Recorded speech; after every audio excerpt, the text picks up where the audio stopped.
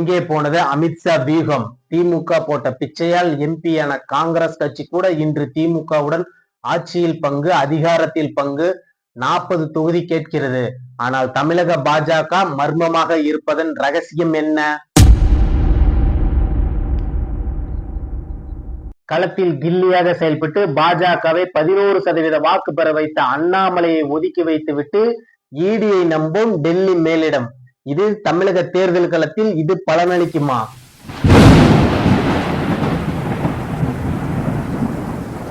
தமிழக பாஜகவின் செயல்பாட்டை பார்த்து நொந்து ஒதுங்கும் அமித்ஷா, என்டிஏவை கையில் எடுக்கும் மோடி.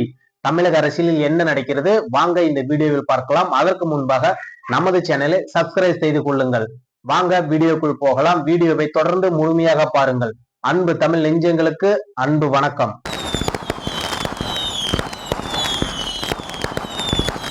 தமிழக அரசியல் களத்துல சில ஆண்டுகளாகவே அதிகம் எதிரொலிக்கப்பட்ட பெயர் அண்ணாமலை. அது ஆளுங்கட்சியாக இருந்தாலும், எதிர்கட்சியாக இருந்தாலும், பத்திரிகையாக இருந்தாலும், ஊடகமாக இருந்தாலும் எதிரொலிக்கப்பட்ட ஒரே பெயர் அது அண்ணாமலை தான். அண்ணாமலையின் பேச்சு, அவரது செயல்பாடு தமிழக பாஜகவிற்கு ஒரு அக்ரசிவான ஒரு தலைவராகவும் ஒரு அக்ரசிவான கட்சியாக உருமாற்றியதில் மிகப்பெரிய பங்கு திரு அண்ணாமலை அவர்களுக்கே சாரும். அவர் தமிழக பாஜகவின் தலைவராக பொறுப்பேற்ற பிறகுதான் தமிழக பாஜக தமிழக ஊடகங்களில் பேசும் பொருளாக மாறியது. அவரது பேச்சு செயல்பாடுதான் பாஜக தொண்டர்களுக்கு மிகப்பெரிய எழுச்சியாகவும் அமைந்தது.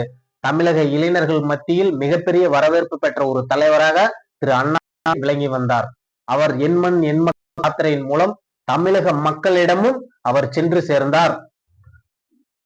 தமிழகத்தில் மோடியின் எதிர்ப்பு ஓங்கி இருந்த காலகட்டத்தில் திரு அண்ணாமலை அவர்கள் மோடியின் எதிர்ப்பை மிக பெருமளவில் குறைத்தவர் திரு அண்ணாமலை அவர்கள்தான். அது மட்டுமல்லாமல் கட்சிக்கு அப்பாற்பட்ட இளைஞர்களையும் கட்சிக்குள் ஈர்த்த ஒரு தலைவர் அண்ணாமலை. அவரது ஆக்ரோஷமான பேச்சுக்கள் மூலம் திமுகவிற்கு மிக பெரிய சிம்ம சொப்பனமாக விளங்கி வந்தார். அரசியல் களத்தில் படு சூடாக வைத்திருந்த ஒரு தலைவர் அண்ணாமலை. இன்று அவரது உழைப்பு நம் கண் முன்னாக வீணாக போகிறது என்ற ஒரு அச்சமும் ஏக்கமும் பாஜக தொண்டர்கள் மத்தியில் ஏற்பட்டு இருக்கிறது. அவர் தமிழக பாஜகவின் தலைவராக இருந்த காலகட்டத்தில் பாஜகவின் வாக்கு சதவீதத்தை உயர்த்த வேண்டும் என்ற ஒற்றை நோக்கத்துடன் ஒட்டுமொத்த தமிழகம் எங்கும் சுற்றுப்பயணம் செய்து அவரது பேச்சின் மூலம் அவரது செயல்பாட்டின் மூலம் தமிழக பாஜகவை தமிழக மக்களிடம் கொண்டு சேர்த்தவர் திரு அண்ணாமலை அவர்கள். அவரது நோக்கம் கண்டிப்பாக 2024 பாராளுமன்ற தேர்தலின் போது தனி களமாடி தனி கூட்டணி அமைத்து இரு பெரும் திராவிட கட்சிகளுக்கு மாற்றாக ஒரு அணியை ஏற்படுத்தி 18% வாக்குகளை பெற்றார். அது மட்டுமல்லாமல் பாஜக 11% மேலான வாக்குகளை பெறுவதற்கு திரு அண்ணாமலை அவர்கள் தான் மிக பெரும் உறுதுணையாக இருந்தார். ஆனால் அவரது வாக்கு சதவீதம் உயர்ந்ததை தவிர வெற்றி வாய்ப்பு தள்ளி போயிருக்கிறது என்றுதான் நாம் சொல்ல வேண்டும். ஆனால் டெல்லி மேலிடம் அண்ணாமலை வெற்றி வாய்ப்பை இழந்து விட்டார் என்ற ஒரு பார்வையில் அவரை வேக வேகமாக தலைவர் பதவியில் இருந்து நீக்கிவிட்டு அதிமுகவுடன் கூட்டணி அமைத்தார் திரு அமித்ஷா அவர்கள். எவ்வளவு வேகமாக அண்ணாமலை நீக்கி கூட்டணி அமைத்தாரோ அந்த வேகம் இன்று இருக்கிறதா என்றால் ஒரு மாபெரும் ஒரு கேள்விக்குறியாக தான் இருக்கிறது. அண்ணாமலை இருந்தவரை பேசும் பொருளாக இருந்த பாஜக இன்று தமிழக மக்கள் மத்தியிலும் ஊடகங்கள் மத்தியிலும் அமைதியாக கடந்து போகிற ஒரு சூழலை இன்று ஏற்பட்டு இருக்கிறது. இதையெல்லாம் பார்த்துதான் திரு அமித்ஷா அவர்களே ஒதுங்கக்கூடிய ஒரு சூழல் நிலவி கொண்டிருக்கிறது. அவரது வியூகம் தமிழகத்தில் எடுபடவில்லையோ என்ற ஒரு பார்வை பிரிந்து கிடைக்கக்கூடிய அதிமுகவின் அணிகளை ஓரணியில் வேண்டும் என்ற ஒரு கோஷத்தை அமித்ஷா அவர்கள் எடப்பாடியிடம் வைத்த போது யாரும் இல்லை, அவர்கள் இல்லாத தமிழகத்தில் வெற்றி பெற முடியும் என்று ஒரு அசட்டு குருட்டு நம்பிக்கையில் திரு எடப்பாடி பழனிசாமி அவர்கள் அமித்ஷாவிற்கு பதிலடி கொடுத்திருக்கிறார் என்றுதான் அரசியல் வட்டாரங்களில் பரபரப்பாக பேசப்படுகிறது. திரு ஓபிஎஸ் அவர்களை எவ்வளவோ முயற்சி செய்தும் எடப்பாடி அவர்கள் சேர்த்துக் கொள்வதற்கு ஒப்புக்கொள்ளவில்லை. அதனுடைய நீட்சியாக தான் அவர் நேற்று திமுகவில் இணைந்திருக்கிறார். அது இந்தியாவிலேயே மிகப்பெரிய ஒரு பரபரப்பாக பேசப்பட்ட ஒரு செய்தியாகவும் ஓபிஎஸ் அவர்கள் திமுகவில் இணைந்த செய்தி அமைந்திருக்கிறது. ஒரு முதல்வராக தமிழகத்தின் 3 முறை முதல்வராக இருந்த திரு ஓபிஎஸ் அவர்கள் நேர் எதிர் சித்தாந்தம் கொண்ட திமுகவில் இணைந்திருக்கிறார். எம்ஜிஆர், ஜெயலலிதா அவர்கள் யாரை எதிர்த்து அரசியல் செய்தார்களோ அந்த கட்சியில் திரு ஓபிஎஸ் அவர்கள் இணைந்ததுதான் அரசியலில் மிக பரபரப்பாக பேசக்கூடிய ஒரு செய்தியாகவும் இருக்கிறது. அவர் திமுகவில் சேர்வதற்கு மிக முக்கியமான காரணமும் எடப்பாடி பழனிசாமி அவர்கள்தான். அவர் எவ்வளவோ கடந்த சில ஆண்டுகளாக எவ்வளவோ முயற்சி செய்தும் அதிமுகவில் சேர்த்துக் கொள்வதற்கு எனக்கு பதவி வேண்டாம், பொறுப்பு வேண்டாம், நான் இடுகாட்டிற்கு செல்லக்கூடிய காலத்தில் கூட என் மேல் அதிமுகவின் கொடிதான் இருக்க வேண்டும் என்று அந்த அளவிற்கு இறங்கி வந்தார். எனக்கு எந்த விதமான நிபந்தனையும் இல்லை, நான் அதிமுகவில் பயணித்தால் போதும் என்ற ஒரு கெஞ்சியும் கூட பார்த்தார். ஆனால் எடப்பாடி இறங்கி வரவில்லை. அவரும் 3 முறை முதல்வராக இருந்தவருக்கு தன்மானம் என்பது அவருக்கும் இருக்கதானே செய்யும். அதனால்தான் திரு எடப்பாடி அவர்களை பழிவாங்கக்கூடிய ஒரு நோக்கத்துடன் தான் அவர் திமுகவில் இணைந்திருக்கிறார் என்று தமிழக அரசியல் வட்டார செய்தியாளர்கள் பேசிக்கொள்கிறார்கள். அது மட்டுமல்லாமல் பாஜக அதிமுக கூட்டணியின் தொகுதி பங்கீடு இன்னும் நீண்ட இழுபறியுடன் தான் இருந்து வருகிறது. பாஜக தரப்பிலிருந்து 40 தொகுதி வேண்டும் என்று கேட்கிறார்கள். ஆனால் திரு எடப்பாடி பழனிசாமி அவர்கள் 25 தொகுதிக்கு மேல் தர முடியாது என்று இருந்து வருகிறார். அதிமுக பாஜகவின் கூட்டணி இழுபறி தொடர்ந்து நீண்டு கொண்டே இருக்கிறது. பாஜக 40 தொகுதி வேண்டும் என்று கேட்கிறது. ஆனால் அதிமுக தரப்பிலிருந்து 25 தொகுதிகள் மட்டும்தான் ஒதுக்கப்படும் என்று சொல்கிறார்கள். கடந்த 2021 தேர்தலின் போது 20 தொகுதி ஒதுக்கப்பட்டது. இப்போது 5 தொகுதி கூடுதலாக ஒதுக்குகிறோம் என்று அதிமுக தரப்பிலிருந்து பேசப்படுகிறது. அன்று இருந்த பாஜக நிலை வேறு, இன்று இருக்கக்கூடிய பாஜகவின் நிலை என்பது வேறு. ஏனென்றால் 2014ஆம் ஆண்டு வெறும் 3% வாக்கு பெற்ற காங்கிரஸ் கட்சி கூட இன்று திமுகவிடம் 40 தொகுதி வேண்டும், ஆட்சி அதிகாரத்தில் பங்கு வேண்டும் என்று கோரிக்கை வைத்து வருகிறது. கடந்த சில மாதங்களுக்கு முன்பு நடைபெற்ற பாராளுமன்ற தேர்தலில் 11% வாக்கு சதவீதம் பெற்ற பாஜக இன்று 25 தொகுதிக்கு தள்ளாடி கொண்டு இருக்கிறது அதிமுகவிடம். இது பாஜக இன்றைய தலைவர்கள் எந்த அளவிற்கு வழிநடத்துகிறார்கள் என்று நாம் உணர்ந்து கொள்ள முடியக்கூடிய ஒரு செயலாக, செய்தியாக நமக்கு இது விளங்குகிறது. கடந்த பாராளுமன்ற தேர்தலில் கூட திரு அண்ணாமலை அவர்கள் தலைமையில் தனியை நியமித்து கிட்டத்தட்ட 70க்கு மேற்பட்ட தொகுதிகளில் அதிமுகவை பின்னுக்கு தள்ளி பாஜக 2ஆம் இடம் பெற்றது. அதையெல்லாம் இன்று பொருட்படுத்தாமல் பாஜகவின் தலைவர்கள் அதிமுகவிடம் கையேந்தி நிற்கிறார்கள். இன்று இருக்கக்கூடிய பாஜக தலைவர் அதிமுகவின் தலைவரை போன்று செயல்படக்கூடிய ஒரு சூழல் நிலவுகிறது. அது பாஜகவின் தொண்டர்களே வெக்கி தனக்கூடிய சில சமூக வலைதள பதிவுகள் அந்த சில நாட்களுக்கு முன்பு அம்மையார் ஜெயலலிதா அவர்களின் பிறந்தநாள் வந்தது. அதிமுகவின் தலைவர்களே ஒரு பதிவுடன் நிறுத்திவிட்டார்கள். ஆனால் பாஜகவின் அதிகாரப்பூர்வமான சமூக வலைதளத்தில் ஒரு நாள் முழுவதும் அவர்களது பிறந்தநாள் செய்தியாகவே வெளிவந்து கொண்டிருந்தது. தொடர்ந்து அதிமுகவிற்கு ஊதுகோலாக செயல்படக்கூடிய ஒரு தலைமைதான் இருக்கிறது. அது மட்டுமல்லாமல் பாஜகவின் ஐடி விங் தலைவரே அம்மாவின் ஆன்மா மன்னிக்காது என்று ஓபிஎஸ்க்கு எதிராக பதிவிட்டு வருகிறார். மாற்று கட்சி குறித்து எந்தவித சிந்தனை செய்து கொண்டிருந்தாலும் பாஜகவை மக்கள் மத்தியில் கொண்டு செல்வதற்கு எந்தவித சிந்தனையும் செய்யாமல் பாஜகவின் ஐடி விங் தலைவர் செயல்பட்டு கொண்டிருக்கிறார். இதெல்லாம் எங்கே போய் முடியும் என்று தெரியவில்லை. திரு அண்ணாமலை அவர்களை ஏன் தமிழக இளைஞர்களும் பாஜகவின் தொண்டர்களும் போற்றி புகழ்கிறார்கள் என்றால், திரு ஓபிஎஸ் அவர்கள் திமுகவிற்கு சென்ற பிறகு கூட அவரது பேச்சில் ஓபிஎஸ் அவர்களை மதிக்கிறேன், அவரது உணர்வை புரிந்து கொள்ள முடிகிறது. ஓபிஎஸ் அவர்கள் மோடியின் மீது மிகுந்த மரியாதை பற்று கொண்டிருந்தார். அவரது முடிவு என்பது அவருக்கு பாதகமாக தான் முடியும். அவர் எங்கிருந்தாலும் அவரது பயணம் சிறக்க வேண்டும் என்று பேசுகிறார். மிக முக்கியமாக திரு விஜய் அவர்களின் மீது அவரது மனைவி விவாகரத்து கேட்டு தாக்கல் செய்த மனு குறித்தான ஒரு கேள்விக்கு இது அவர்களின் தனிப்பட்ட விருப்பு வெறுப்பு, கணவன் மனைவி கோர்ட் முடிவு செய்யக்கூடிய ஒரு விஷயத்தை பொது வழியில் பேசுவது அநாகரிகம்.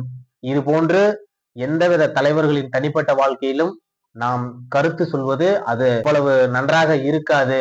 இது அவர்களுக்கு உண்டான ஒரு தனிப்பட்ட விவகாரம். இதில் அரசியல் ரீதியாக பதில் சொல்லுவது பொருத்தமாக இருக்காது என்பது மிக பெரும் ஒரு மாண்பை திரு அண்ணாமலை அவர்கள் வெளிப்படுத்தி இருந்தார்.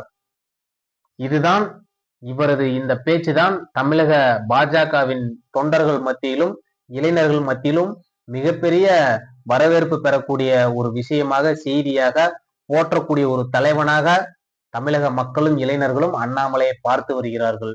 அண்ணாமலை அவர்களின் கடந்த கால உழைப்பு இன்று நம் கண் முன்னாக வீணாக போகிறதோ என்ற ஒரு அச்சம் நமக்குள் எழுகிறது. அவரது பயணம் 2026 என்னவாக இருக்க போகிறது? அவரது உழைப்புக்குண்டான ஊதியம் இன்று கிடைக்குமா? அவரது பயணம் 2026 தேர்தலில் எப்படி செல்ல போகிறது? அவர் போட்டியிடக்கூடிய தொகுதி ஏறத்தாழ உறுதியாகிவிட்டதாக தான் தகவல்கள் வருகிறது. சில நாட்களுக்கு முன்பு கோவை கவுண்டம்பாளையத்தில் பாஜகவின் திருமுனை கூட்டத்தில் பேசிய போது கூட திரு அண்ணாமலை அவர்கள் பத்திரிகையாளர் சந்திப்பில் யார் வேண்டுமானாலும் வெற்றி பெறலாம், தேசிய ஜனநாயக கூட்டணி ஆட்சி கட்டிலில் அமருவதற்கு தயாராகிவிட்டது, மக்கள் தயாராகிவிட்டார்கள் என்று பேசினார்.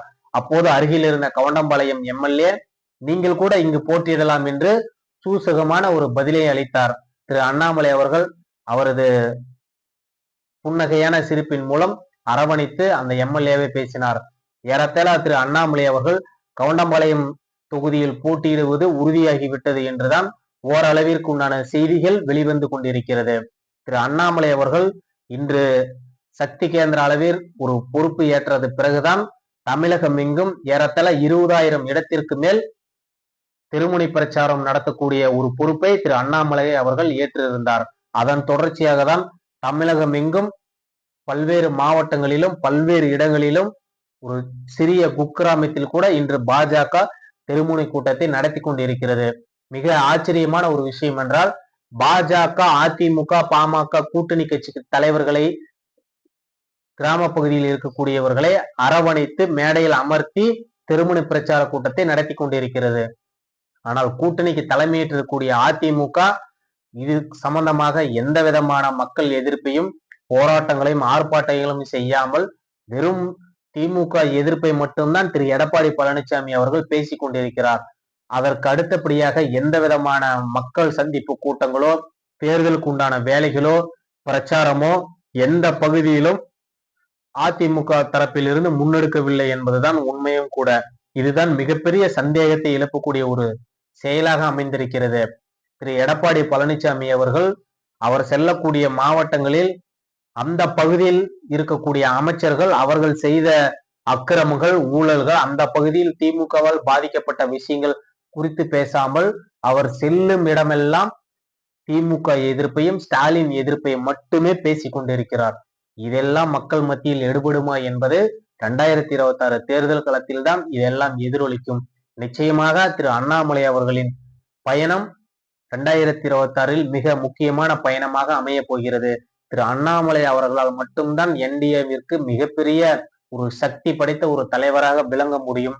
அவரது முகமும் அவரது பேச்சும் தான் என்டிஏவிற்கு வாக்குகளை பெற்றுக் கொடுக்கக்கூடிய ஒரு இடத்தில் திரு அண்ணாமலை அவர்கள் இன்று விளங்கி கொண்டிருக்கிறார் என்பதுதான் உண்மையும் கூட. அதை தொடர்ந்துதான் திரு அண்ணாமலை அவர்கள் ஒவ்வொரு 2 நாட்களுக்கு மத்தியிலும் ஒவ்வொரு பாஜக மாவட்ட தலைவர்களுடன் திருமுனை பிரச்சாரம் குறித்தான பேச்சுக்கள், அது எப்படி நடைமுறைப்படுத்த வேண்டும், சாத்தியப்படுத்த முடியாத இடத்திலும் எப்படி சாத்தியப்படுத்த வேண்டும் என்று தொடர்ந்து ஆலோசனைகளை வழங்கி கொண்டிருக்கிறார். அவரும் பல்வேறு பகுதிகளுக்கு சென்று பிரச்சார கூட்டங்களில் கலந்து கொண்டிருக்கிறார். கடந்த 2021ஆம் ஆண்டு பாஜகவுடன் கூட்டணி வைத்ததனால் தான் ராயபுரம் தொகுதியில் நான் தோற்றேன், நான் ராயபுர தொகுதியில் தோற்கக்கூடிய ஆளா என்று ஜெயக்குமார் அவர்கள் 2021 தேர்தல் முடிவுக்கு பிறகு பேசியிருந்தார். ஆனால் அதே ராயபுரத்தில் திரு அண்ணாமலை அவர்கள் திருமுனை பிரச்சார கூட்டத்தில் பல ஆயிரக்கணக்கான மக்கள் திரண்டு வந்து அண்ணாமலையின் பேச்சை ரசிக்கிறார்கள். யார் பாஜகவை உதாசனப்படுத்தினார்களோ அவர்களுடைய இடத்தில் அவரது பகுதியிலேயே சென்று பாஜகவிற்கு உண்டான அங்கீகாரத்தையும் செயலையும் செய்து கொண்டிருக்கிறார் திரு அண்ணாமலை அவர்கள். திரு அண்ணாமலை அவர்கள் நிச்சயம் தமிழகத்தில் போற்றக்கூடிய ஒரு மகத்தான தலைவர் என்பதை பலமுறை நிரூபித்திருக்கிறார். அதில் ஒரு மிக முக்கியமான விஷயமாக கம்யூனிஸ்ட் கட்சியின் மாபெரும் தலைவர் திரு நல்லக்கண்ணு அவர்கள் மறைவிற்கு திருமாவளவன் வைகோ அவர்களுடன் இணைந்து அவரது மறைவின் போது அவரது பூத உடலுக்கு அஞ்சலி செலுத்தி அவர்களுடன் பேசிய நிகழ்வுகள் திரு அண்ணாமலை அவர்கள் கூட்டணி கட்சி தலைவர்கள் மத்தியிலும் எதிர்க்கட்சிகளுடைய தலைவர்கள் மத்தியிலும் நல்ல உறவை பேணி கொண்டு இருக்கிறார் என்பதுதான் உண்மையும் கூட.